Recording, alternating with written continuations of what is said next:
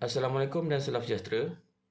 Saya Saifullah bin Yaakob, nombor metrik 289207 bersama ahli-ahli kumpulan yang lain akan membuat pembentangan teori komunikasi daripada Pusat Pengajian Ipoh bersama ahli-ahli lain iaitu Afzal Nizam bin Muhammad Noh 288997, Masyafizah Amirah binti Muhammad Rasidi 289070, Muhammad Hazim bin Cik Noh 289083 dan Muhammad Nazrul Syafiq bin Zubir 289366. Berikut adalah pengenalan bagi teori komunikasi.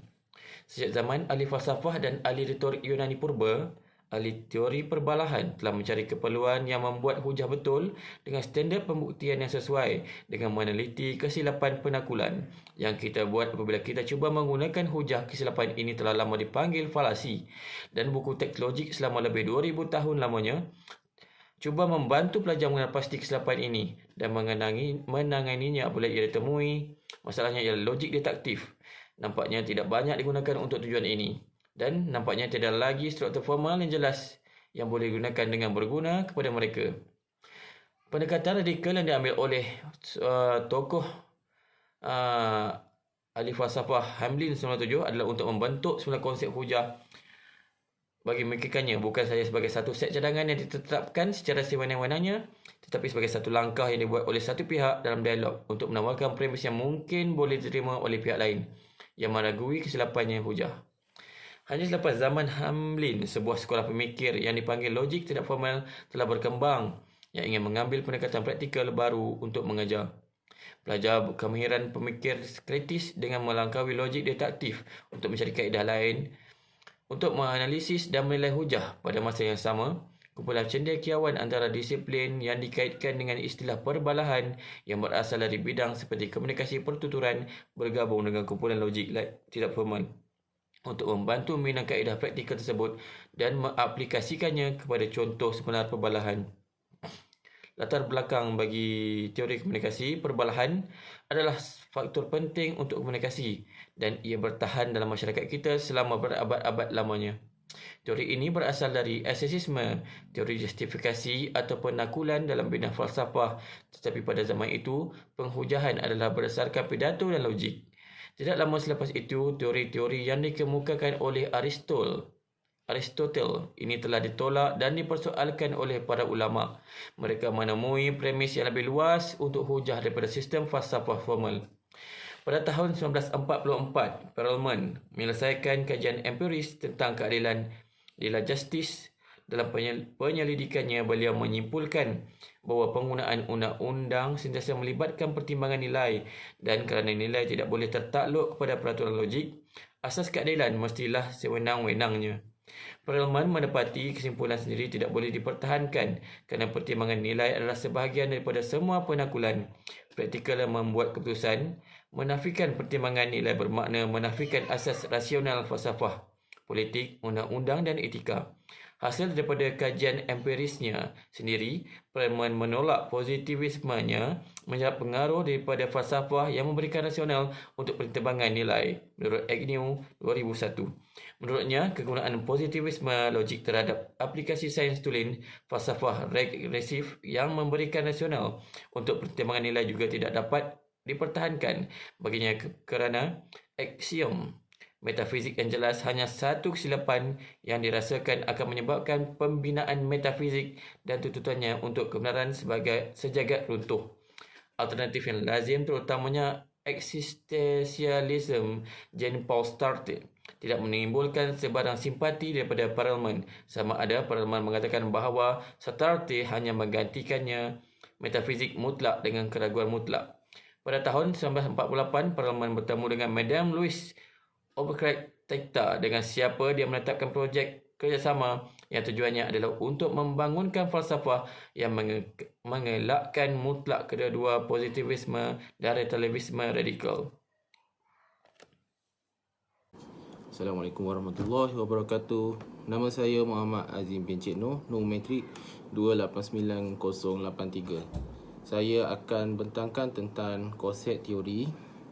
Yang pertama, perbalahan ialah aktiviti verbal dan sosial akal yang bertujuan untuk meningkatkan atau mengurangkan penerimaan sudut kontroversi bagi pendengar atau pembaca dengan mengemukakan satu konstelasi proposisi yang bertujuan untuk membenarkan atau menyangkal pendirian di hadapan hakim yang rasional daripada Van Emeren 1996. Perbalahan ialah aktiviti lisan. Selalunya dalam bahasa biasa, imperbalahan, orang menggunakan perkataan dan ayat untuk berhujah, menyatakan atau menafikan sebagainya. Yang kedua, komunikasi bukan lisan disertai dengan komunikasi lisan dan boleh memainkan peranan penting. Tambahan pula, perbalahan adalah aktiviti asosial yang pada dasarnya ditujukan kepada orang lain. Perbalahan juga merupakan aktiviti akal apabila orang mengemukakan hujah-hujah mereka. Mereka meletakkan pertimbangan mereka dalam bidang akal. Ketiga, hujah sentiasa berkaitan dengan pendirian. Pendapatan itu sendiri tidak mencukupi. Hujah diperlukan apabila orang berbeza pendapat. Akhirnya, matlamat penghujah adalah untuk membenarkan pendirian seseorang atau untuk menyangkal pendirian orang lain.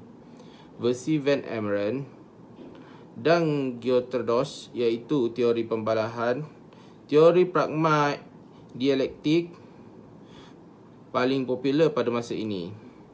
Mereka mula mengkaji hujah sebagai cara menyelesaikan perbezaan pendapat. Van Emeren dan Geertruida mengenal pasti pelbagai peringkat dialog argumentasi melibatkan konfrontasi di mana ia adalah pembentangan masalah seperti persoalan perbahasan atau perselisihan faham politik.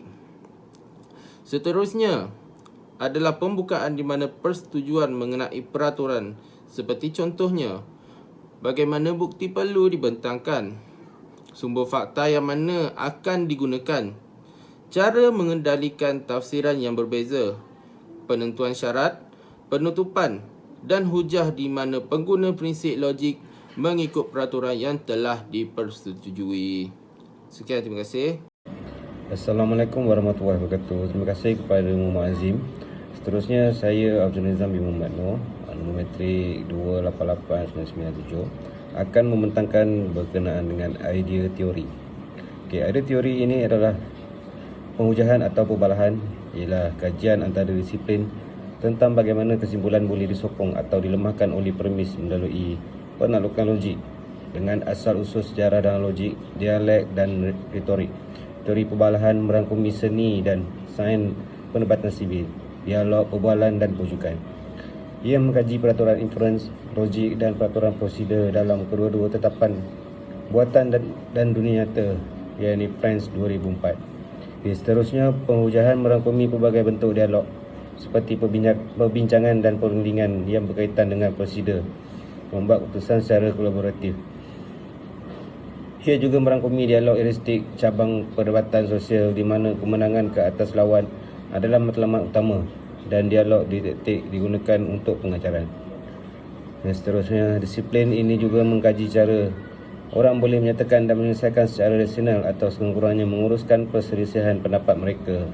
Ini Walton 1990. Perdebatan adalah kejadian harian seperti dalam perdebatan awam, sains dan undang-undang. Contohnya dalam undang-undang di mahkamah oleh hakim, pihak-pihak dan pendakwa dalam mengemukakan dan menguji kesahihan bukti.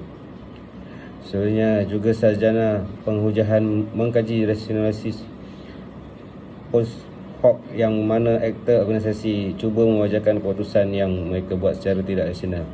Penghujahan adalah salah satu daripada 4 mod retorik yang juga dikenali sebagai mod wacana bersama dengan eksposisi, penerangan dan penceritaan. Teori penghujahan berpunca dari esasisme, iaitu teori ilmu dalam bidang falsafah.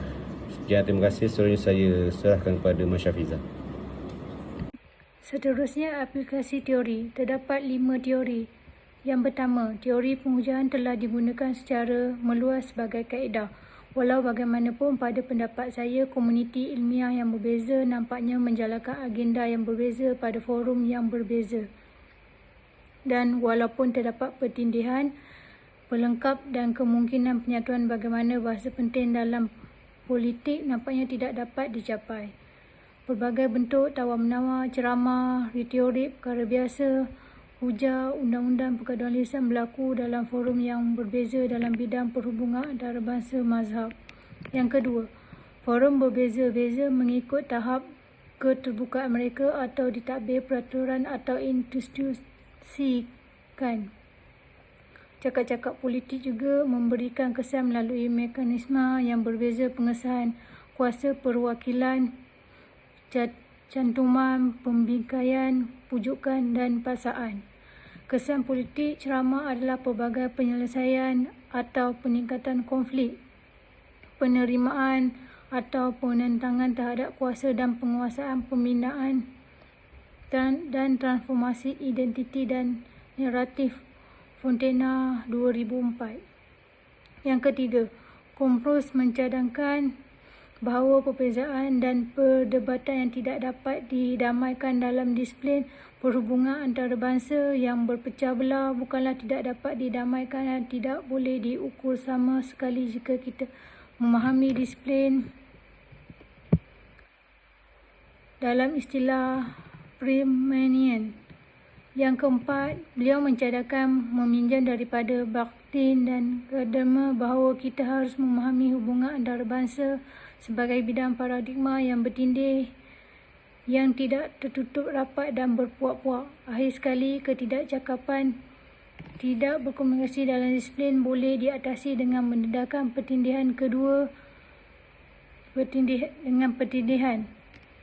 dengan mendedahkan pertindihan keduanya. Beliau berhujah bahawa ini boleh digunakan walaupun kepada perbezaan epistemologi yang paling tidak dapat didamaikan dalam disiplin.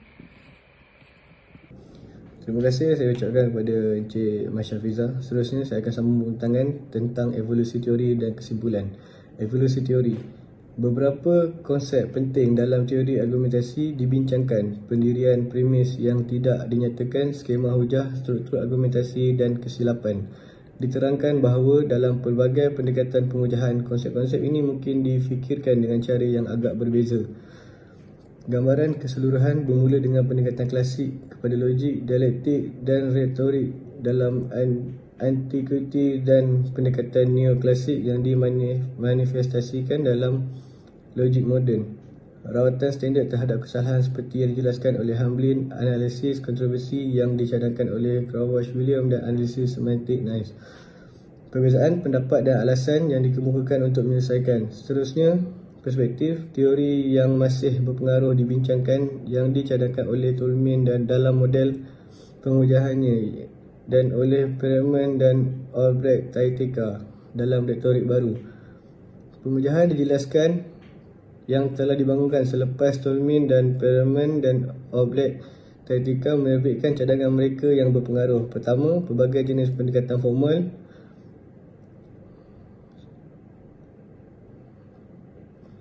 seperti dialektik formal yang kemudian logik tidak formal.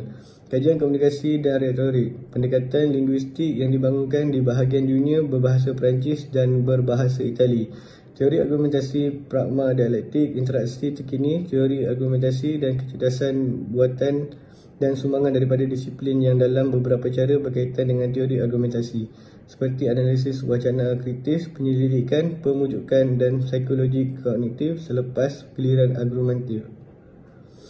Kesimpulan. Secara kesimpulannya, hujah ialah bentuk hujah abstrak yang biasa digunakan dalam hujah perbualan harian dan konteks lain terutamanya hujah undang-undang dan saintifik. Kebanyakan bentuk yang menjadi kepentingan utama dalam teori argumentasi adalah bentuk penaklukan yang munasabah yang tidak sesuai dengan bentuk hujah deduktif dan induktif tradisional.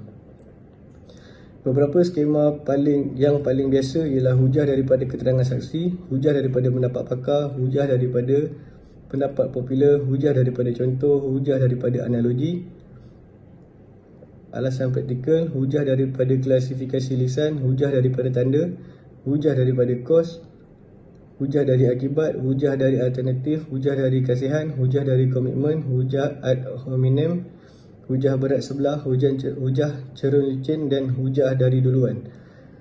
Setiap skema mempunyai satu set soalan kritikal yang sepadan dengan skema dan set sedemikian, mewakili cara standard menyelidik secara kritis ke dalam hujah untuk mencari aspek-aspeknya yang merupakan kritikan terbuka. Sekian, terima kasih.